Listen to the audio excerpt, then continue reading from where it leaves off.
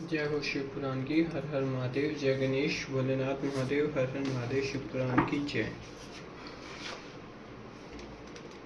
शिव जी का सूची शमती के गर्भ से प्राकट्य, ब्रह्मा द्वारा बालक का संस्कार करके गृहपति नाम रखा जाना, नारद जी द्वारा उसका भविष्य कथन, पिता की आज्ञा से गृहपति का काशी में जाकर तप करना, इंद्र का वध देने के लिए प्रकट होना, गृहपति का उन्हें ठुकराना, शिव जी का प्रकट होकर उन्हें वरदान देकर दिक्पाल पद प्रदान करना तथा अग्निश्वर लिंग और अग्नि का महात्म्य। हर हर महादेव।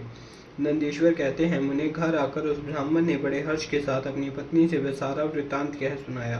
उसे सुनकर विप्र पत्नी सूची शमती को महान आनंद प्राप्त हुआ। वह अत्यंत प्रेम पूर्वक अपने भाग्य की सराहना करने लगी। तदनंतर समय आने पर ब्राह्मण द्वारा विधि पूर्वक गर्भाधारण कर्म संपन्न किए जाने पर वह नारी गर्भवती हुई।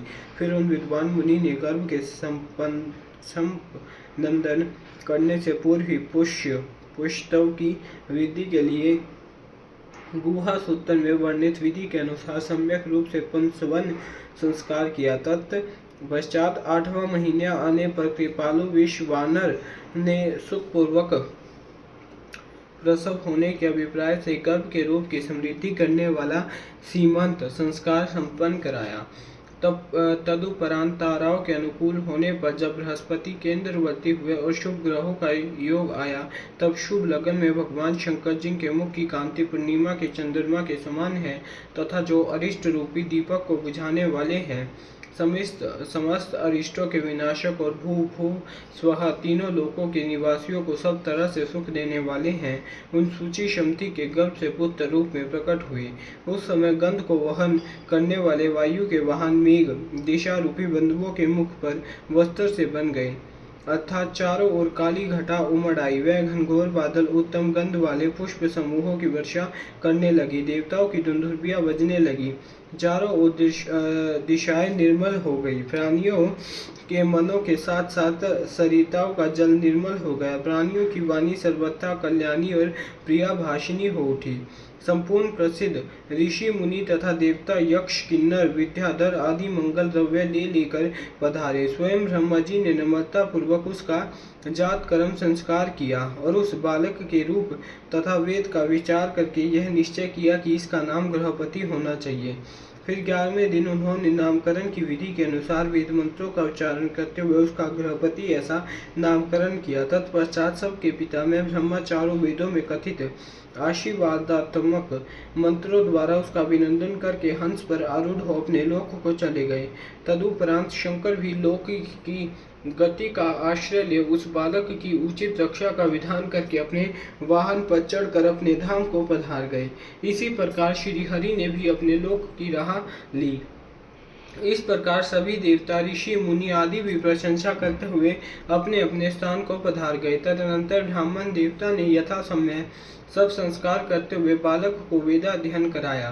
तत्पश्चात 9वां वर्ष आने पर माता पिता की सेवा में तत्पर रहने वाले विश्वानर नंदन गृहपति को देखने के लिए वह नारद जी पधारे। बालक ने माता पिता सहित नारद जी को प्रणाम किया। फिर नारद जी ने बालक की हस्तरेखा, जीहा, तालु आदि देखकर कहा, मुनि विश्वानर, मैं तुम्हारे पुत्र के लक्षणों का वर्णन करता हूँ, तुम आदरपूर्वक उसे श्रवण करो। तुम्हारा यह पुत्र परम भाग्यवान है। इसके संपूर्ण अंगों के लक्षण शुभ है, किंतु इसके सर्वगुण संपन्न संपूर्ण शुभ लक्षणों से समन्वित और चंद्रमा के समान संपूर्ण निर्मल कलाओं से सुशोभित होने पर भी विधाता ही इसकी रक्षा करे। इसलिए सब तरह के उपयोग द्वारा इस शिशु की रक्षा करनी चाहिए, क्योंकि विधाता के विपरीत होने पर गुण भी दोष हो जाता है। मुझे शंका है कि इसके 12वें वर्ष में इस पर बिजली अथवा अग्नि द्वारा विघ्न आएगा। यूं कहकर नारद जी जैसे आए थे वैसे ही देवलोक को चले गए। सनत कुमार जी नारद जी का कथन सुनकर पत्नी सहित विश्वानर ने समझ लिया कि यह तो बड़ा भयंकर वज्रपात हुआ। फिर वह हाय मैं मारा गया यूं कहकर छाती पीटने लगे और पुत्र शोक से व्याकुल होकर गहरी मूर्छा के वशीभूत हो गए। उधर सूची शमती भी दुख से पीड़ित हो अत्यंत ऊंचे स्वर से हाहाकार करती हुई ताड़ मार कर रो पड़ी। उसकी सारी इंद्रियां अत्यंत व्याकुल हो उठी। तब पत्नी ने आर्तनाद को सुनकर विश्वानर विमूर्छा त्याग कर उठ बैठे और ये क्या है, क्या हुआ, यूं स्वर से बोलते हुए कहने लगे, गृहपति जो मेरा भार विचरने वाला प्राण, मेरी सारी इंद्रियों का स्वामी तथा मेरे अंतरात्मा में निवास करने वाला है, कहाँ है। तब माता पिता को इस प्रकार अत्यंत शोकाग्रस्त देखकर शंकर के अंश से उत्पन्न हुआ वह बालक गृहपति मुस्कुरा कर बोला। गृहपति ने कहा, माताजी तथा पिताजी, बताइए इस समय आप लोगों के रोने का क्या कारण है? किस लिए आप लोग फूट फूट कर रो रहे हैं? कहाँ से ऐसा भय आप लोगों को प्राप्त हुआ? यदि मैं आपकी चरण रेणुओं से अपने शरीर की रक्षा कर लूं तो मुझ पर काल भी अपना प्रभाव नहीं डाल सकता।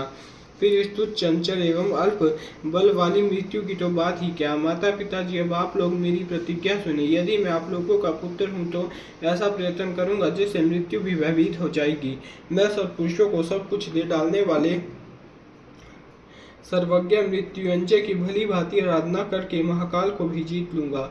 यह मैं आप लोगों से बिल्कुल सत्य कह रहा हूँ। नंदीश्वर कहते हैं, मुनि तब वैद्विज दंपति जो शोक से संतप्त हो रहे थे, गृहपति के ऐसे वचन जो अकाल में हुई अमृत की घनघोर वृष्टि के समान थे, सुनकर संताप रहित हो कहने लगे, बेटा तू उन शिव जी की शरण में जा जो ब्रह्मा आदि की भी कर्ता मेघ वाहन, अपनी महिमा से कभी च्युत न होने वाले और विश्व की रक्षा मणि है। नंदीश्वर कहते हैं, मुने माता पिता की आज्ञा पाकर गृहपति ने उनके चरणों में प्रणाम किया। फिर उनकी परिदक्षिणा करके उन्हें बहुत से तरह से आश्वासन दे वहां से चल पड़े और उस काशीपुर में जहाँ पहुंचे जो ब्रह्मा और नारायण आदि देवों के लिए भी दुष्प्राय महाप्रलय के संताप का विनाश करने वाली और विश्वनाथ द्वारा सुरक्षित थी, तथा जो कंठ प्रदेश में हार की तरह पड़ी हुई गंगा से सुशोभित तथा विचित्र गुण शालिनी हर पत्नी गिरिजा से विभूषित थी। वहां पहुंचकर वे विप्रवर पहले मणिकर्णिका पर गए। वहां उन्होंने विधि पूर्वक स्नान करके भगवान विश्वनाथ का दर्शन किया। फिर बुद्धिमान गृहपति ने परमानंद मगन हो त्रिलोकी के प्राणियों की प्राण रक्षा करने वाले शिव को प्रणाम किया। उस समय उनकी अंजलि बंदी थी और सिर झुका हुआ था। वे बारंबार शिवलिंग की ओर देखकर हृदय में हर्षित हो रहे थे और यह सोच रहे थे कि यह लिंग निसंदेह स्पष्ट रूप से आनंद कंद ही है। वह कहने लगे, अहो आज मुझे जो सर्वव्यापी श्रीमान विश्वनाथ का दर्शन प्राप्त हुआ, इसलिए इस चराचर त्रिलोकी में मुझसे बढ़कर धन्यवाद का पात्र दूसरा कोई नहीं। जान पड़ता है मेरा भाग्य योद्धा होने से ही उन दिनों में महर्षि नारद ने आकर वैसी बात कही थी जिसके कारण आज मैं कृत्य हो रहा हूँ। नंदीश्वर कहते हैं, मुने इस प्रकार आनंद मृत रूपी रसों द्वारा पारण करके गृहपति ने शुभ दिन में सर्वहितकारी शिवलिंग की स्थापना की और पवित्र गंगा जल से भरे हुए 108 कलशों द्वारा शिव जी को स्नान कराया। ऐसा घोर नियम को स्वीकार किया जो अकृतात्मा पुरुषों के लिए दुष्कर थे। नारद जी इस प्रकार एकमात्र शिव में मन लगाकर तपस्या करते हुए उस महात्मा गृहपति की आयु का 1 वर्ष व्यतीत हो गया। तब जन्म से 12वां वर्ष आने पर नारद जी के कहे हुए उस वचन को सत्य सा करते हुए वज्रधारी इंद्र उनके निकट पधारे और बोले, विप्रवर मैं इंद्र हूँ, तुम्हारे शुभ व्रत से प्रसन्न होकर आया हूँ। अब तुम वर मांगो, मैं तुम्हारी मनोवांछा पूर्ण कर दूंगा। तब गृहपति ने कहा, मगवन मैं जानता हूँ आप वज्रधारी इंद्र है, परंतु वृत्र शत्रु मैं आपसे वर याचना करना नहीं चाहता। मेरे वरदायक तो शंकर जी ही होंगे। इंद्र बोले, शिशु शंकर मुझसे भिन्न थोड़ी ही हैं। अरे मैं देवराज हूँ, अतः तुम अपनी मूर्खता का परित्याग करके वर मांग लो, देर मत करो। गृहपति ने कहा, पाक शासन आप अहल्या का सती तव नष्ट करने वाले दुराचारी पर्वत शत्रु ही है ना। आप जाइए, क्योंकि मैं पशुपति के अतिरिक्त किसी अन्य देव के सामने स्पष्ट रूप से प्रार्थना करना नहीं चाहता। नंदीश्वर कहते हैं, मुनि गृहस्पति के उस वचन को सुनकर इंद्र के नेत्र क्रोध से लाल हो गए। वे अपने भयंकर वज्र को उठाकर उस बालक को डराने धमकाने लगा। तब बिजली की ज्वालाओं से व्याप्त उस वज्र को देखकर बालक गृहपति को नारद जी के वाक्य स्मरण हो गए। फिर तो वे भय से व्याकुल होकर मूर्छित हो गए। तदनंतर अज्ञान अंधकार को दूर भगाने वाले गौरीपति शंभु वहां प्रकट हो गए और अपने हस्त स्पर्श से उसे जीवन दान देते हुए से बोले, वत्स उठ उठ, तेरा कल्याण हो। तब रात्रि के समय मूंदे हुए कमल की तरह उसके नेत्र कमल खुल गए और उसने उठकर अपने सामने सैकड़ों सूर्यों से भी अधिक प्रकाशमान शंभु को उपस्थित देखा।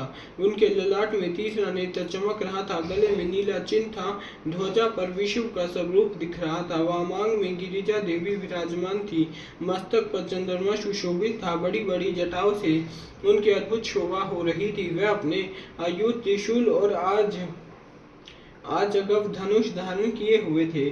कपूर के समान गौरव वन का शरीर अपनी प्रभा बिखेर रहा था। वह गज चरम लपेटे हुए थे। उन्हें देखकर शास्त्र कथित लक्षणों तथा गुरु वचनों से जब गृहपति ने समझ लिया कि यह महादेव ही है, तब हर्ष के मारे उनके नेत्रों में आंसू छलक आए, गला रुंध गया और शरीर रोमांचित हो उठा। वह क्षण भर तक अपने आप को भूलकर चित्रकूट एवं त्रिपुरक पर्वत की भांति निश्चल खड़े रहे।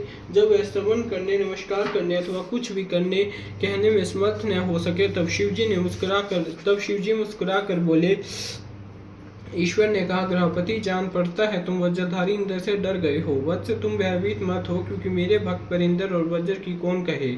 यमराज भी अपना प्रभाव नहीं डाल सकते। यह तो मैंने तुम्हारी परीक्षा ली है और मैंने ही तुम्हें इंद्र रूप धारण करके डराया है। भद्र, अब मैं तुम्हें वर देता हूँ, आज से तुम अग्निपथ के भागी होगे। तुम समस्त देवताओं के लिए वरदाता बनोगे। अग्नि, तुम समस्त प्राणियों के अंदर जठराग्नि रूप से विचरण करोगे। तुम्हें दिक्पाल रूप से धर्मराज और इंद्र के मध्य में राज्य की प्राप्ति होगी। तुम्हारे द्वारा स्थापित यह शिवलिंग तुम्हारे नाम पर अग्निश्वर नाम से प्रसिद्ध होगा। यह सब प्रकार से तेजों की वृद्धि करने वाला होगा। जो लोग इस अग्निश्वर लिंग के भक्त होंगे, उन्हें बिजली और अग्नि का भय नहीं रह जाएगा। अग्नि मांद्य नामक रोग नहीं होगा, न कभी उनकी अकाल मृत्यु ही होगी। काशीपुर में स्थित संपूर्ण समृद्धियों के प्रदाता अग्निश्वर की भली भांति अर्चना करने वाला भक्त यदि प्रारब्ध वश किसी अन्य स्थान में भी मृत्यु को प्राप्त होगा, तो भी वह वाहिनी लोक में प्रतिष्ठित होगा। नंदीश्वर कहते हैं, मुनि यूं कहकर शिवजी ने गृहपति के बंधुओं को बुलाकर उनके माता पिता के सामने उसे अग्नि का दिक्पति पद पर अभिषेक कर दिया और स्वयं उसी लिंग में समा गए। तात इस प्रकार मैंने तुमसे परमात्मा शंकर के गृहपति नामक अगण्य अवतार का, जो दुष्टों को पीड़ित करने वाला है, वर्णन कर दिया। जो सुदृढ़ पराक्रमी जितेंद्रिय पुरुष अथवा सब स्तव संपन्न स्त्रियां अग्नि प्रवेश कर जाती हैं, वे सब के सब अग्नि सरीखे तेजस्वी होते हैं। इसी प्रकार जो ब्राह्मण अग्निहोत्र प्रायण ब्रह्मचारी तथा पंच अग्नि का सेवन करने वाले हैं, वे अग्नि के समान वज्र सभी होकर अग्निलोक में विचरते हैं। जो शीतकाल में शीत निवारण के निमित्त भोज लकड़ियां दान करता है, अथवा जो अग्नि की इष्ट करता है, वह अग्नि के सन्निकट निवास करता है। जो श्रद्धा पूर्वक किसी अनाथ मृतक का अग्नि संस्कार कर देता है, अथवा स्वयं शक्ति न होने पर दूसरों को प्रेरित करता है, वह अग्निलोक में प्रशंसित होता है। द्विजातियों के लिए परम कल्याणकारक एक अग्नि ही है। वह निश्चित रूप से गुरु, देवता, व्रत, तीर्थ अर्थात सब कुछ है। जितनी अपावन वस्तुएं हैं, वे सब अग्नि का संसर्ग होने से उशीशन पावन हो जाती हैं, इसलिए अग्नि को पावक कहा जाता है। यह शंभु की प्रत्यक्ष तेजोमयी दहाना आत्मिका मूर्ति है, जो सृष्टि रचने वाली, पालन करने वाली और संहार करने वाली है। इसके बिना कौन सी वस्तु दृष्टि गोचर हो सकती है। इनके द्वारा भक्षण किए गए धूप, दीप, नैवेद्य, दूध, दही, घी और खांड आदि का देवगण स्वर्ग में सेवन करते हैं। अध्याय 14वें से 15वां समाप्त है। हर हर महादेव। शिवजी के महाकाल आदि 10 अवतारों का तथा 11 रुद्र अवतारों का वर्णन। हर हर महादेव। तदनंतर यक्षेश्वरा अवतार की बात कहकर नंदीश्वर ने कहा, मुनि, अब शंकर जी के उपसना कांड द्वारा सेवित महाकाल आदि 10 अवतारों का वर्णन भक्ति पूर्वक श्रवण करो। उनमें पहला अवतार महाकाल नाम से प्रसिद्ध है, जो सत्पुरुषों को भोग और मोक्ष प्रदान करने वाला है। उस अवतार की शक्ति भक्तों की मनोवांछा पूर्ण करने वाली महाकाली है। दूसरा तार नामक अवतार हुआ, जिसकी शक्ति तारा देवी हुई। वह दोनों भक्ति मुक्ति के प्रदाता तथा अपने सेवकों के लिए सुखदायक है। बाल भुवनेश नाम से तीसरा अवतार हुआ। उसमें बाला भुवनेशी शिवा शक्ति हुई, जो सज्जनों को सुख देने वाली है। चौथा भक्तों के लिए सुखद तथा भोग मोक्ष प्रदायक षोडश श्रीविद्येश नामक अवतार हुआ और षोडशी श्रीविद्या शिवा उसकी शक्ति हुई। पांचवा अवतार भैरव नाम से प्रसिद्ध हुआ, जो सर्वदा भक्तों की कामनाओं को पूर्ण करने वाला है। इस अवतार की शक्ति का नाम है भैरवी गिरिजा, जो अपने उपासकों की अभीष्टदायिनी है। छठा शिवावतार छिन्नमस्तक नाम से कहा जाता है और भक्त काम प्रदा गिरिजा का नाम छिन्नमस्ता है। संपूर्ण मनोरथों के दाता शंभु का सातवां अवतार धूमवान नाम से विख्यात हुआ। उस अवतार में श्रेष्ठ उपासकों की लालसा पूर्ण करने वाली शिवा धूमावती हुई। शिवजी का आठवां सुखदायक अवतार बगलामुख है। उसकी शक्ति महान आनंददायिनी बगलामुखी नाम से विख्यात हुई। नवा शिव अवतार मातंग नाम से कहा जाता है। उस संपूर्ण अभिलाषाओं को पूर्ण करने वाली स्वानी मातंगी हुई। शंभु के भक्ति मुक्ति रूप फल प्रदान करने वाले 10वें अवतार का नाम कमल है, जिसमें अपने भक्तों का सर्वथा पालन करने वाली गिरिजा कमला कहलाई। यह ही शिव जी के 10 अवतार हैं। यह सब के सब भक्तों तथा सत्पुरुषों के लिए सुखदायक तथा भोग मोक्ष के प्रदाता हैं। जो लोग महात्मा शंकर के इन 10 अवतारों की निर्विकार भाव से सेवा करता है, उन्हें यह नित्य नाना प्रकार के सुख देते रहते हैं। मुने, इस प्रकार मैंने 10 अवतार का महात्म वर्णन कर दिया। तंत्र शास्त्र में तो यह सर्व काम प्रद बतलाया गया है। मुने, इन शक्तियों की भी अद्भुत महिमा है। तंत्र आदि शास्त्रों में एक महिमा का सर्व काम प्रद रूप से वर्णन किया गया है। यह नित्य दुष्टों को दंड देने वाली और ब्रह्मा तेज की विशेष रूप से वृद्धि करने वाली है। ब्राह्मण, इस प्रकार मैंने तुमसे महेश्वर के महाकाल आदि 10 शुभ अवतारों का शक्ति सहित वर्णन कर दिया। जो मनुष्य समस्त शिव पर्वों के अवसर पर इस परम पावन कथा का भक्ति पूर्वक पाठ करता है, वह शिव जी का परम प्यारा हो जाता है। इस आख्यान का पाठ करने से ब्राह्मण के ब्रह्मा तेज की वृद्धि होती है, क्षत्रिय विजय लाभ करता है, वैश्य धनपति हो जाता है और शूद्र को सुख की प्राप्ति होती है। सब धर्म परायण शिव भक्तों को यह चरित्र सुनने से सुख प्राप्त होता है और उनकी शिव भक्ति विशेष रूप से बढ़ जाती है।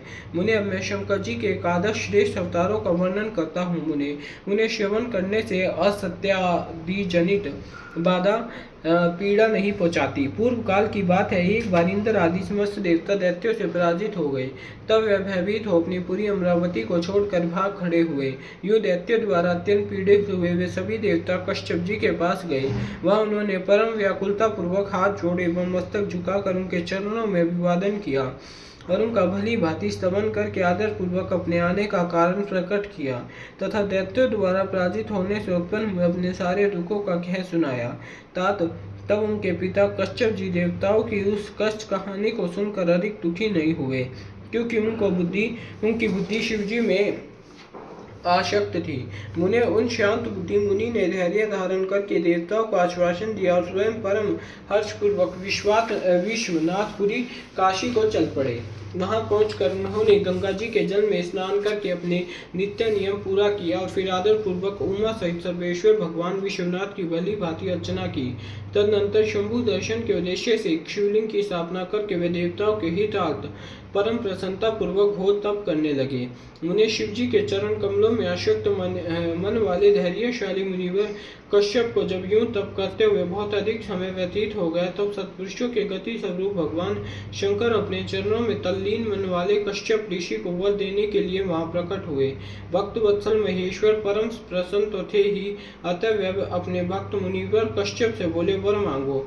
उन महेश्वर को देखते ही प्रसन्न बुद्धि वाले देवताओं के पिता कश्यप जी हर्षमग्न हो गए और हाथ जोड़कर उनकी चरणों में नमस्कार करके स्तुति करते हुए यूं बोले, महेश्वर, मैं सर्वथा आपका शरणागत हूँ। स्वामी, देवताओं के दुख का विनाश करके मेरी अभिलाषा पूर्ण कीजिए।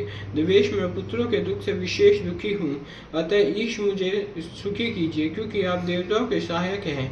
नाथ महाबली दैत्यों ने देवता और यक्षों को पराजित कर लिया है, इसलिए शंभु आप मेरे पुत्र रूप से प्रकट होकर देवताओं के लिए आनंद दाता बनिए। नंदीश्वर कहते हैं, मुने, कश्यप जी के ऐसा कहने पर सर्वेश्वर भगवान शंकर उनसे तथेति ऐसा ही हो यूं कहकर उनके सामने वहीं अंतर्ध्यान हो गए। तब कश्यप भी महान आनंद के साथ तुरंत ही अपने स्थान को लौट गए। वहां उन्होंने वह सारा वृतांत आदर पूर्वक देवताओं से कह सुनाया। तदनंतर भगवान शंकर अपना वचन सत्य करने के लिए कश्यप द्वारा सुरभि के पेट से 11 रूप धारण करके प्रकट हुए। उस समय महान उत्सव मनाया गया, सारा जगत शिवमयी हो गया। कश्यप मुनि के साथ साथ सभी देवता हर्ष विभोर हो गए। उनके नाम रखे गए कपाली, पिंगल, भीम, विरूपाक्ष, विलोहित, शास्ता, अजपाद, धन्य, शंभु, चंड तथा भव, ये 11 रुद्र शूरवी के पुत्र कहलाते हैं। ये सुख के आवास स्थान है तथा देवताओं की कार्य सिद्धि के लिए शिव रूप से उत्पन्न हुए। यह कश्यप नंदन वीर व रुद्र महान बल पराक्रम संपन्न थे। उन्होंने संग्राम में देवताओं की सहायता करके दैत्यों का संहार कर डाला। इन्हीं रुद्रों की कृपा से इंद्र आदि देवगण दैत्यों को जीत कर निर्भय हो गए। उनका मन स्वस्थ हो गया और वे अपना अपना राज्य कार्य संभालने लगे। अब भी शिव स्वरूपधारी वे सभी महारुद्र देवताओं की रक्षा के लिए सदा स्वर्ग में विराजमान रहते हैं। ताकि इस प्रकार तुमने शंकर जी के 11 रुद्र अवतारों का वर्णन कर दिया। यह सभी समस्त लोगों के लिए सुखदायक यह निर्मल आख्यान संपूर्ण पापों का विनाशक, धन यश और आयु का प्रदाता तथा संपूर्ण मनोरथों को पूर्ण करने वाला है। अध्याय 16 से लेकर 18वां समाप्त है। हर हर महादेव। शिवजी के दुर्वासा अवतार तथा हनुमान अवतार का वर्णन। हर हर महादेव। नंदीश्वर कहते हैं, महामुने अब तुम शंभु के एक दूसरे चरित्र को, जिसमें शंकर जी धर्म के लिए दुर्वासा होकर प्रकट हुए थे, प्रेम पूर्वक श्रवण करो। अनसुईया के पति ब्रह्मा वेता तपस्वी अत्रि ने ब्रह्मा जी के निर्देश के अनुसार पत्नी सहित ऋक्ष कुल पर्वत पर जाकर पुत्र कामना से घोर तप किया। उनके तप से प्रसन्न होकर ब्रह्मा, विष्णु और महेश्वर तीनों उनके आश्रम पर गए। उन्होंने कहा, हम तीनों संस्कार के ईश्वर हैं। हमारे अंत से तुम्हारे 3 पुत्र होंगे जो त्रिलोकी में विख्यात तथा माता पिता का यश बढ़ाने वाले होंगे। यूं कहकर वे चले गए। ब्रह्मा जी के अंश से चंद्रमा हुआ, जो देवताओं के समुद्र में डाले जाने पर समुद्र से प्रकट हुए थे। विष्णु के अंश से श्रेष्ठ संन्यास पद्धति को प्रचलित करने वाला दत्त उत्पन्न हुआ और रुद्र के अंश से मुनिवर दुर्वासा ने जन्म लिया। इन दुर्वासा ने महाराज अम्बरीश की परीक्षा की थी। जब सुदर्शन चक्र ने इनका पीछा किया तब शिवजी के आदेश से अम्बरीश के द्वारा प्रार्थना करने पर चक्र शांत हुआ। इन्होंने भगवान राम की परीक्षा की। काल ने मुनि का वेश धारण करके श्री राम के साथ ये शर्त की थी कि मेरे साथ बात करते समय श्री राम के पास कोई न आए, जो आएगा उसका निर्वासन कर दिया जाएगा। दुर्वासा जी ने हट करके लक्ष्मण को भेजा, तब श्री राम ने तुरंत लक्ष्मण का त्याग कर दिया। इन्होंने भगवान श्री कृष्ण की परीक्षा की और उनको श्री रुक्मणी सहित रथ में जोता। इस प्रकार दुर्वासा मुनि ने अनेक चरित्र किए। मुने, अब इसके बाद तुम हनुमान जी का चरित्र श्रवण करो। हनुमृद रूप से शिवजी ने बड़ी उत्तम लीलाएं की। विप्रवर इसी रूप से महेश्वर ने भगवान राम का परम हित किया था। वह सारा चरित्र सब प्रकार के सुखों का दाता है, उसे तुम प्रेम पूर्वक सुनो। एक समय की बात है जब अत्यंत अद्भुत लीला करने वाले गुणशाली भगवान शंभु को विष्णु के मोहिनी रूप का दर्शन प्राप्त हुआ। तब वह कामदेव के बाणों से आहत हुए की तरह शब्द हो उठे। उस समय उन परमेश्वर ने राम कार्य की सिद्धि के लिए अपना वीर्यपात किया। तब सप्त ऋषियों ने उस वीर्य को पत्र पुटक में स्थापित कर दिया, क्योंकि शिवजी ने राम कार्य के लिए आदर पूर्वक उनके मन में प्रेरणा की थी। तत्पश्चात उन महर्षियों ने शंभु के उस वीर्य को राम कार्य की सिद्धि के लिए गौतम कन्या अंजनी के कान के रास्ते स्थापित कर दिया। तब समय आने पर उस गर्भ से शंभु महान बल पराक्रम संपन्न वानर शरीर धारण करके उत्पन्न हुए। उसका नाम हनुमान रखा गया। महाबली कपीश्वर हनुमान जब शिशु ही थे, उसी समय उदय होते हुए सूर्य बिंब को छोटा सा फल समझकर तुरंत ही निकल गए। तब देवताओं ने उनकी प्रार्थना की, तब उन्होंने उसे महाबली सूर्य जानकर उगल दिया। तब देवर्षियों ने उन्हें शिव का अवतार माना और बहुत सा वरदान दिया। तदनंतर हनुमान अत्यंत हर्षित होकर अपनी माता के पास गए और उन्होंने यह सारा वृत्तांत आदर पूर्वक कह सुनाया। फिर माता की आज्ञा से धीर वीर कपि हनुमान ने नित्य सूर्य के निकट जाकर उनसे अनायास ही सारी विद्याएं सीख ली। तदनंतर रुद्र के अंशभूत कपि श्रेष्ठ हनुमान सूर्य की आज्ञा से सूर्यांश से उत्पन्न हुए सुग्रीव के पास चले गए। इसके लिए उन्हें अपनी माता से भी अनुज्ञा मिल चुकी थी। तदनंतर नंदीश्वर ने भगवान राम का संपूर्ण चरित्र संक्षेप से वर्णन करके कहा, मुने, इस प्रकार कपि श्रेष्ठ हनुमान ने सब तरह से श्री राम का कार्य पूरा किया। नाना प्रकार की लीलाएं की, असुरों का मान वर्धन किया, भूतल पर राम भक्ति की स्थापना की और स्वयं भक्ताग्रहण्य होकर सीताराम को सुख प्रदान किया। वह रुद्र अवतार ऐश्वर्यशाली हनुमान लक्ष्मण के प्राण दाता, संपूर्ण देवताओं के गर्भहारी और भक्तों का उद्धार करने वाले हैं। महावीर हनुमान सदा राम कार्य में तत्पर रहने वाले, लोक में रामदूत नाम से विख्यात, दैत्यों के संहारक और भक्त वत्सल हैं। तात इस प्रकार मैंने हनुमान जी का श्रेष्ठ चरित्र, जो धन कीर्ति और आयु का वर्धक तथा संपूर्ण अभीष्ट फलों का दाता है, तुमसे वर्णन कर दिया। जो मनुष्य इस चरित्र को भक्ति पूर्वक सुनता है अथवा समाहित चित्त से दूसरों को सुनाता है, इस लोक में संपूर्ण भोगों को भोग कर अंत में परम मोक्ष को प्राप्त कर लेता है। अध्याय 19 से 20 समाप्त है। हर हर महादेव।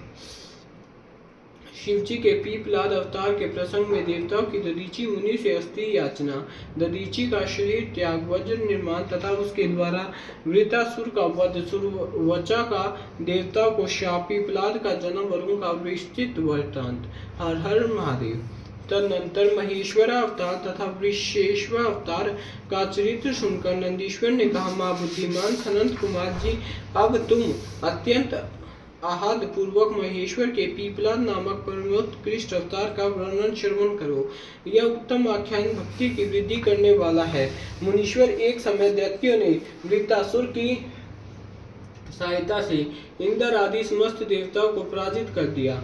तब उन सभी देवताओं ने सहसा दधीची के आश्रम में अपने अपने अस्त्रों को फेंक कर तत्काल ही हार मान ली। तत्पश्चात मारे जाते हुए वे इंद्र सहित संपूर्ण देवता तथा देवर्षि शीघ्र ही ब्रह्मलोक में जा पहुंचे। ब्रह्मा जी से उन्होंने अपना वह दुखड़ा कह सुनाया।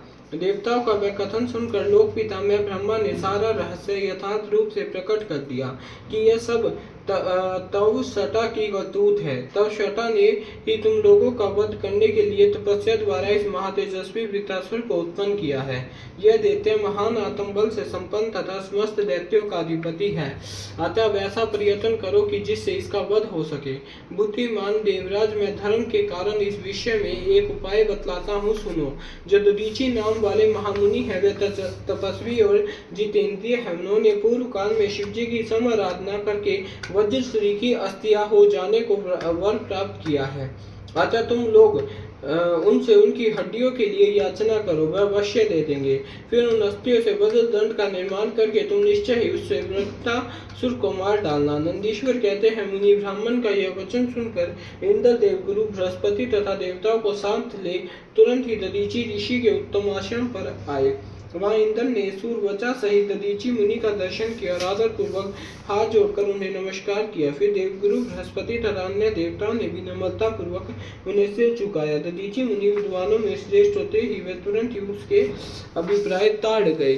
तब उन्होंने अपनी पत्नी सूरवचा को अपने आश्रम से अन्यत्र भेज दिया। तत्पश्चात देवताओं सहित देवराज इंद्र, जो सर्वात साधन में बड़े दक्ष है, अत्र शास्त्र का आश्रय लिए कर मुनिवर से बोले। इंद्र ने कहा, मुने, आप महान शिव भक्त, दाता और शरणागत रक्षक हैं, इसलिए हम सभी देवता तथा देवर्षि त्वष्टा द्वारा अपमानित होने के कारण आपकी शरण में आए हैं। विप्रवर, आप अपनी वज्रमयी अस्थियां हमें प्रदान करें, क्योंकि आपकी हड्डी से वज्र का निर्माण करके मैं इस देवद्रोही का वध करूंगा। इंद्र के यूं कहने पर परोपकार परायण दधीची मुनि ने अपने स्वामी शिव का ध्यान करके अपना शरीर छोड़ दिया। उनके समस्त बंधन नष्ट हो चुके थे, अतः वे तुरंत ही ब्रह्मलोक को चले गए। उस समय वहां पुष्पों की वर्षा होने लगी और सभी लोग आश्चर्यचकित हो गए। तदनंतर इंद्र ने शीघ्र ही सुरभि गो को बुलाकर उस शरीर को चटवाया और उन हड्डियों से अस्त्र निर्माण करने के लिए विश्वकर्मा को आदेश दिया। तब इंद्र की आज्ञा पाकर विश्वकर्मा ने शिवजी के तेज से सुदृष्ट हुई मुनि की वज्रमयी हड्डियों से संपूर्ण अस्त्रों की कल्पना की। उनके रीढ़ की हड्डी से वज्र और ब्रह्मा शिर नामक बाण बनाया तथा अन्य अस्थियों से अन्य बहुत से अस्त्रों का निर्माण किया। तब शिवजी के तेज से उत्कर्ष को प्राप्त हुए इंद्र ने उस वज्र को लेकर क्रोध पूर्वक वृत्तासुर पर आक्रमण किया, ठीक उसी तरह जैसे रुद्र ने यमराज पर धावा किया था। फिर तो कवच आदि से भली भांति सुरक्षित हुए इंद्र ने ही पराक्रम प्रकट करके उस वज्र द्वारा वृत्तासुर के पर्वत शिखर पर शरीर के सिर को काट गिराया। तातु उस समय स्वर्गवासियों ने महान विजयोत्सव मनाया। इंद्र पर पुष्पों की वृष्टि होने लगी और सभी देवता उनकी स्तुति करने लगे। तदनंतर महान आत्मबल से संपन्न दधीचि मुनि की पतिव्रता पत्नी सुरवचा पति के आज्ञा अनुसार अपने आश्रम के भीतर गई। वहां देवताओं के लिए पति को मारा हुआ जानकर वे देवताओं को शाप देते हुए बोली। सुरवचा ने कहा, ओहो, इंद्र सहित ये सभी देवता बड़े दुष्ट और अपने कार्य सिद्ध करने में निपुण, मूर्ख तथा लोभी हैं, इसलिए ये सब के सब आज मेरे शाप से पशु हो जाए। इसी प्रकार उस तपस्वी मुनि पत्नी सुरवचा ने इंद्र आदि समस्त देवताओं को शाप दे दिया। तत्पश्चात उस पतिव्रता ने पति लोक में जाने का विचार किया। फिर तो मनस्विनी सुरवचा ने परम पवित्र लकड़ियों द्वारा एक चिता तैयार की। उसी समय शंकर जी की प्रेरणा से सुखदायिनी आकाशवाणी हुई। वह इस मुनि पत्नी सुरवचा को आश्वासन देती हुई बोली। आकाशवाणी ने कहा, प्राज्ञ, ऐसा साहस मत करो, मेरी उत्तम बात सुनो। देवी, तुम्हारे उदर में मुनि का तेज वर्तमान है, तुम उसे यत्नपूर्वक उत्पन्न करो। पीछे तुम्हारी जैसी इच्छा हो ऐसा करना, क्योंकि शास्त्र का ऐसा आदेश है कि गर्भवती को अपना शरीर नहीं चलाना चाहिए, अर्थात शक्ति नहीं होना चाहिए। नंदीश्वर कहते हैं, मुनीश्वर यूं कहकर वह आकाशवाणी उपराम हो गई। उसे सुनकर वह मुनि पत्नी क्षण भर के लिए विस्मय में पड़ गई, परंतु सती साध्वी सुरवचा को तो पतिलोक की प्राप्ति ही अभिष्ट थी। अतः उसने बैठकर पत्थर में अपने उदर को विदीर्ण कर डाला। तब उसके पेट से मुनिवर दधीचि का वह गर्भ बाहर निकल आया। उसका शरीर परम दिव्य और प्रकाशमान तथा वह अपनी प्रभा से उस दशों दिशाओं को उद्भासित कर रहा था। तात दधीचि के उत्तम तेज से प्रादुर्भूत हुआ वह गर्भ अपनी लीला करने में समर्थ साक्षात रुद्र का अवतार था। मुनि प्रिय सुरवचा ने दिव्य स्वरूपधारी अपने उस पुत्र को देखकर मन ही मन समझ लिया कि यह रुद्र का अवतार है। फिर तो वह महासाध्वी परमानंद मगन हो गई और शीघ्र ही उसे नमस्कार करके उसकी स्तुति करने लगी। मुनीश्वर उसे उस रूप को अपने हृदय में धारण कर लिया। तदनंतर पति लोक की कामना वाली विमलेक्षणा माता सुरवचा मुस्कुराकर अपने उस पुत्र से परम स्नेह पूर्वक बोली। सुरवचा ने कहा, तात्पर्य मेशान, तुम इस अश्वत्थ वृक्ष के निकट चिरकाल तक स्थित रहो। महाभाग, तुम समस्त प्राणियों के लिए सुखदाता हो। और अब मुझे प्रेम पूर्वक पतिलोक में जाने के लिए आज्ञा दो। वहां पति के साथ रहती हुई मैं रुद्र रूपधारी तुम्हारा ध्यान करती रहूंगी। नंदीश्वर कहते हैं, मुने साध्वी सुरवचा ने अपने पुत्र से यूं कहकर परम समाधि द्वारा पति का ही अनुगमन किया। मुनिवर, इस प्रकार दधीचि पत्नी सुरवचा शिवलोक में पहुंचकर अपने पति से जा मिली और आनंद पूर्वक शंकर जी की सेवा करने लगी। तात इतने में ही हर्ष से भरे हुए इंद्र सहित समस्त देवता मुनियों के साथ आमंत्रित हुए की तरह शीघ्रता से वहां पहुंचे। तब प्रसन्न बुद्धि वाले ब्रह्मा ने उस बालक का नाम पीपलाद रखा। फिर सभी देवता महोत्सव मनाकर अपने अपने धाम को चले गए। तदनंतर महान ऐश्वर्यशाली रुद्र अवतार पीपलाद उसी अश्वत्थ के नीचे लोगों की हित कामना से चिरकालिक तप में प्रवृत्त हुए। लोकचार का अनुसरण करने वाले पीपलाद का यूं तपस्या करते हुए बड़ा समय व्यतीत हो गया। तदनंतर पीपलाद ने राजा अरण्य की कन्या पद्मा से विवाह करके तरुण हो उसके साथ विलास किया। उस मुनि के 10 पुत्र उत्पन्न हुए जो सब के सब पिता के ही समान। इस तदनंतर पीपलाद ने राजा अरण्य की कन्या पद्मा से विवाह करके तरुण हो साथ विलास किया। उन मुनि के 10 पुत्र हुए जो सब के सब पिता के ही समान महात्मा और उग्र तप की तपस्वी थे। वह अपनी माता पद्मा के साथ सुख की वृद्धि करने वाले हुए। इस प्रकार महाप्रभु शंकर के लीला अवतार मुनिवर पीपलाद ने महान ऐश्वर्यशाली तथा नाना प्रकार की लीलाएं की। उन कृपालु ने जगत में शनिश्चर की पीड़ा को जिसका निवारण करना सबकी शक्ति के बहाता देखकर लोगों को प्रसन्नता पूर्वक यह वरदान दिया कि जन्म से लेकर 16 वर्ष तक की आयु वाले मनुष्य को तथा शिव भक्तों को शनि की पीड़ा नहीं हो सकती। यह मेरा वचन सर्वथा सत्य है। यदि कहीं शनि मेरे वचन का अनादर करके मनुष्य को पीड़ा पहुंचाएगा तो मैं निसंदेह भस्म हो जाएगा। तात इसलिए उस भय से भीत हुआ ग्रह से शनिचर विकृत होने पर भी वैसे मनुष्य को कभी पीड़ा नहीं पहुंचाता। मुनिवर, इस प्रकार मैंने लीला से मनुष्य रूप धारण करने वाले पीपलाद उत्तम चरित्र तुम्हें सुना दिया। यह संपूर्ण कामनाओं को पूर्ण करने वाला गादी, कौशिक और महामुनि पीपलाद यह तीनों स्मरण किए जाने पर शनिश्चर जनित पीड़ा का नाश कर देते हैं। वह मुनिवर दधीचि जो परम ज्ञानी सत्पुरुषों के लिए प्रिय तथा महान शिव भक्त थे, धन्य थे जिनके यहाँ स्वामी आत्मज्ञानी महेश्वर पीपलाद नामक पुत्र उत्पन्न हुए। तात यह आख्यान निर्दोष स्वर्गप्रद कुग्रह जनित दोषों का सहारक और संपूर्ण मनोरथों का पूरक और शिव भक्ति की विशेष वृद्धि करने वाला है। अध्याय 21 में से 25वां समाप्त है। हर हर महादेव। हर हर महादेव। श्री शंभुनाथ की जय।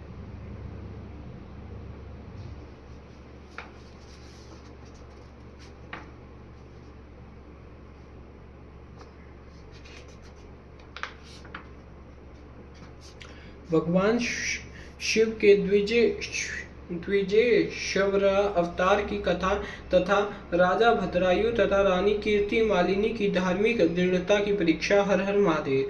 तदंतर वैश्यनाथ अवतार का वर्णन करके नंदीश्वर ने द्विजेश्वर अवतार का प्रसंग चलाया। वह बोले, तात पहले जिन नृप श्रेष्ठ भद्रायु का परिचय दिया गया और जिन पर भगवान शिव ने ऋषभ रूप से अनुग्रह किया था, उन्हीं नरेश के धर्म की परीक्षा लेने के लिए वह भगवान फिर द्विजेश्वर रूप से प्रकट हुए थे। ऋषभ के प्रभाव से रणभूमि में शत्रुओं पर विजय पाकर शक्तिशाली राजकुमार भद्रायु जब राज्य सिंहासन पर आरूढ़ हुए, तब राजा चंद्रागंध तथा रानी सीमंतिनी की बेटी सती साध्वी कार्तिक कीर्ति मालिनी के साथ उनका विवाह हुआ। किसी समय राजा भद्रायु ने अपनी धर्म पत्नी के साथ वसंत ऋतु में वन विहार करने के लिए एक गहन वन में प्रवेश किया। उनकी पत्नी शरणागत जनों का पालन करने वाली थी। राजा का भी ऐसा ही नियम था। उन राज दंपत्ति की धर्म में कितनी दृढ़ता थी, इसकी परीक्षा के लिए पार्वती सहित भगवान शिव ने एक लीला रची।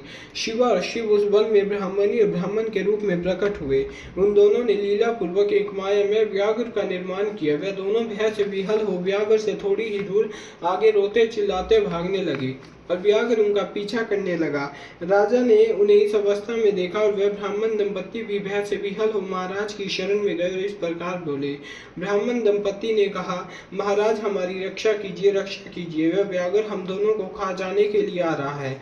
समस्त प्राणियों की काल के समान भय देने वाला यह हिंसक प्राणी हमें अपना आहार बनाए। इससे पूर्व ही आप हम दोनों को बचा लीजिए। उन दोनों का यह करुण क्रंदन सुनकर महावीर राजा ने ज्यों ही धनुष उठाया, त्यों ही वह व्याघ्र उनके निकट आ पहुंचा। उसने ब्राह्मणी को पकड़ लिया। वह बेचारी हा नाथ हा प्राण वल्लभ, हा शंभु, हा जगत गुरु इत्यादि कहकर रोने और विलाप करने लगी। व्याघ्र बड़ा भयानक था। उसने ज्यों ही ब्राह्मणी को अपना ग्रास बनाने की चेष्टा की, त्यों ही भद्रायु ने तीखे बाणों से उसके मर्म में आघात किया, परंतु उन बाणों से उस महाबली व्याघ्र को तनी भी व्यथा नहीं हुई। उस ब्राह्मणी को बलपूर्वक घसीटता हुआ तत्काल दूर निकल गया। अपनी पत्नी को बाघ के पंजे पड़ी देख ब्राह्मण को बड़ा दुख हुआ। वह बारंबार रोने लगा। देर तक रोकर उसने राजा भद्रायु से कहा, राजन तुम्हारे वे बड़े बड़े अस्त्र कहाँ हैं? दुखियों की रक्षा करने वाला तुम्हारा विशाल धनुष कहाँ है? सुना था तुम में 12,000 बड़े बड़े हाथियों का बल, वे क्या है? वह क्या हुआ? तुम्हारे शम खड़क तथा मंत्रास्त्र विद्या से क्या लाभ हुआ? दूसरों को क्षीण होने से बचाना क्षत्रिय का परम धर्म है। धर्मज्ञ राजा अपना धन और प्राण देकर भी शरण में आए हुए 3 दुखियों की रक्षा करते हैं। जो पीड़ितों की प्राण रक्षा नहीं कर सकते, ऐसे लोगों को तो जीने की अपेक्षा मर जाना ही अच्छा है। इस प्रकार ब्राह्मण का विलाप और उसके मुख से अपने पराक्रम की निंदा सुनकर राजा ने शोक से मन ही मन इस प्रकार विचार किया, अहो आज भाग्य के उलटफेर से मेरा पराक्रम नष्ट हो गया, मेरे धर्म का भी नाश हो गया, अतः मेरी संपदा राज्य आयु का भी निश्चय ही नाश हो जाएगा। यूं विचार कर राजा भद्रायु ब्राह्मण के चरणों में गिर पड़े और उसे धीरज बंधाते हुए बोले, ब्राह्मण मेरा पराक्रम नष्ट हो गया है, मामते मुझ क्षत्रिय धर्म पर कृपा करके शोक छोड़ दीजिए। मैं आपको मनोवांछित प्रदान दूंगा। यह राज्य, यह रानी और मेरा यह शरीर सब कुछ आपके अधीन है। बोलिए आप क्या चाहते हैं? ब्राह्मण बोले, राजन अंधे को दर्पण से क्या काम? जो भिक्षा मांग कर जीवन निर्वाह करता वह बहुत सा घर लेकर क्या करेगा? जो मूर्ख है उसे पुस्तक से क्या काम, तथा जिसके पास स्त्री नहीं वह धन लेकर क्या करेगा? मेरी पत्नी चली गई, मैंने कभी काम सुख का भोग नहीं किया, अतः काम भोग के लिए आप अपनी इस बड़ी रानी को मुझे दे दीजिए। राजा ने कहा, ब्राह्मण क्या यही तुम्हारा धर्म है? क्या तुम्हें गुरु ने यही उपदेश किया है? क्या तुम नहीं जानते हो कि प्राय स्त्री का स्पर्श स्वर्ग एवं सुयश की हानि करने वाला है? पर स्त्री उपभोग से जो पाप कमाया जाता है उसे सैकड़ों प्रायश्चितों द्वारा भी धोया नहीं जा सकता। ब्राह्मण बोला, राजन, मैं अपनी तपस्या से भयंकर ब्रह्मा हत्या और मदिरा पान जैसे पाप का विनाश कर डालूंगा। फिर पर स्त्री संगम किस गिनती में है? अतः आप अपनी इस भार्या को मुझे अवश्य दे दीजिए, अन्यथा आप निश्चय ही नरक में पड़ेंगे। ब्राह्मण की इस बात पर राजा ने मन ही मन विचार किया और ब्राह्मण के प्राणों की रक्षा न करने से महापाप होगा, अतः इससे बचने के लिए पत्नी को दे डालना ही श्रेष्ठ है। इस श्रेष्ठ ब्राह्मण को अपनी पत्नी देकर मैं पाप से मुक्त हो शीघ्र ही अग्नि में प्रवेश कर जाऊंगा। मन ही मन ऐसा निश्चय करके राजा ने आग जलाई और ब्राह्मण को बुलाकर उसे अपनी पत्नी को दे दिया। तत्पश्चात स्नान करके पवित्र हो देवताओं को प्रणाम करके उन्होंने अग्नि की 2 बार परिक्रमा की और एकाग्रचित होकर भगवान शिव का ध्यान किया। इस प्रकार राजा को अग्नि में गिरने के लिए उद्यत देख जगतपति भगवान विश्वनाथ सहसा वहां प्रकट हो गए। उनके 5 मुख थे, मस्तक पर चंद्रकला आभूषण का काम दे रही थी, कुछ कुछ पीले रंग की जटा लटकी हुई थी, वह कोटि कोटि सूर्यों के समान तेजस्वी थे। हाथों में त्रिशूल, खटवांग, कुठार, ढाल, मृग, अभय, वरद और पिनाक धारण किए बैल की पीठ पर बैठे हुए भगवान नीलकंठ को राजा ने अपने सामने प्रत्यक्ष देखा। उनके दर्शन जनित आनंद से युक्त हो राजा भद्रायु ने हाथ जोड़कर स्तवन किया।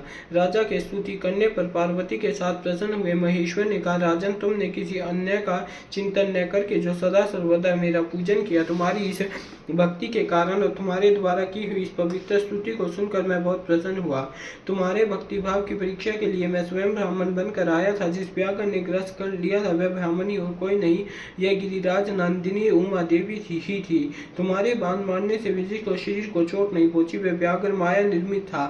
तुम्हारे धैर्य को देखने के लिए मैंने तुम्हारी पत्नी को मांगा था। इस कीर्ति मालिनी की और तुम्हारी भक्ति से मैं संतुष्ट हूँ। तुम कोई दुर्लभ वर मांगो, मैं उसे दूंगा। राजा बोले, देव, आप साक्षात परमेश्वर है। आपने सांसारिक ताप से घिरे हुए मुझ अधम को जो प्रत्यक्ष दर्शन दिया, उसी के लिए मेरा महान वर है। देव, आप वरदाताओं में श्रेष्ठ है, आपसे मैं दूसरा कोई वर नहीं मांगता। मेरी यह इच्छा है कि मेरी रानी, मेरे माता पिता पद्माकर, वैश्य और उसके पुत्र शून्य, इन सबको आप अपना पार्श्ववर्ती सेवक बना लीजिए। तत्पश्चात रानी कीर्ति मालिनी ने प्रणाम करके अपनी भक्ति से भगवान शंकर को प्रसन्न किया और यह उत्तम वर मांगा, महादेव, मेरे पिता चंद्रागद और माता श्रीमंतिनी, इन दोनों को भी अपने समीप निवास प्राप्त हो। भक्तवत्सल भगवान गौरीपति ने प्रसन्न होकर एवं मस्तु कहा और उन दोनों पति पत्नी को इच्छा अनुसार वर देकर वह क्षण भर में अंतर्ध्यान हो गए। इधर राजा ने भगवान शंकर का प्रसाद प्राप्त करके रानी कीर्ति मालिनी के साथ प्रिय विश्व का उपभोग किया। 10,000 वर्षों तक राज्य करने के पश्चात अपने पुत्रों को राज्य देकर उन्होंने शिव जी के परम पद को प्राप्त किया। राजा और रानी दोनों ही भक्ति पूर्वक महादेव जी की पूजा करके भगवान शिव के धाम को प्राप्त हुए। यह परम पवित्र पाप नाशक एवं अत्यंत गोपनीय भगवान शिव का विचित्र गुणानुवाद जो विद्वानों को सुनाता है अथवा स्वयं भी शुद्ध चित होकर पढ़ता है और इस लोक में भोग ऐश्वर्य का प्राप्त अंत में भगवान शिव को प्राप्त होता है। अध्याय 26वां से 27वां समाप्त है। हर हर महादेव भोलेनाथ की जय। जय हो शिव पुराण की, जय हो भोलेनाथ की। ओम जय शिव ओंकारा, स्वामी हर जय शिव ओंकारा, ब्रह्मा विष्णु सदा शिव, भोले भोलेनाथ सदा शिव अर्धांगी धारा। ओम जय शिव ओंकारा, एकानन चतुरानन पंचानन राजे, स्वामी पंचानन राजे, हंसासन गरुडासन, हंसासन गरुडासन, विश्वाहंसाजे। ओम जय शिव ओंकारा, 2 भुज 4 चतुर्भुज 10 भुज ते सोहे, स्वामी 10 भुज ते सोहे, तीनों रूप निरखता, तीनों रूप निरखता, त्रिभंजन मोहि। ओम जय शिव ओंकारा, श्वेतांबर पीतंबर बागांबर अंगे, स्वामी बागांबर अंगे, सनकादिक ब्रह्मादिक भूतादिक संगे। ओम जय शिव ओंकारा, अक्षमाला बनमाला रुंडमाला धारी, स्वामी रुंडमाला धारी, चंदन विगमत चंदा भोले शुभकारी। ओम जय शिव ओंकारा, कर मध्य चकमंडल चक्र त्रिशूल दलता, स्वामी चक्र त्रिशूल दलता, जग करता जग हरता जग पालन करता। ओम जय शिव ओंकारा, 64 योगिनी मंगल गावर, नित्य करत भैरव, स्वामी नित्य करत भैरव, बाजे ताल मडंगा, बाजे बाजे ढोल मडंगा, हुर बाजे डमरू। ओम जय शिव ओंकारा, लक्ष्मी वर सावित्री श्री पार्वती संगे, स्वामी श्री पार्वती संगे, अर्धांगिनी गायत्री सिर सोहे गंगे। ओम जय शिव ओंकारा, काशी में विश्वनाथ विराजे नंदे ब्रह्मचारी। स्वामी नंदे ब्रह्मचारी नितुट भोग लगावे, नितुट भोग लगावे, महिमाति भारी। ओम जय शिव ओमकारा। ब्रह्मा विष्णु सदा शिव जानत विवेका। स्वामी जानत विवेका। प्रणवाक्षर के मध्य, प्रणवाक्षर के मध्य यह तीनों एक। ओम जय शिव ओमकारा। त्रिगुण शिव जी की आरती जो कोई नर गावे। स्वामी प्रेम सहित गावे, क्या शिवानंद स्वामी क्या हरिहर स्वामी मनोवांछित फल पावे। ओम जय शिव ओमकारा। हर हर महादेव श्री शंभुनाथ कालदशी भोलेनाथ महादेव श्री शंभु।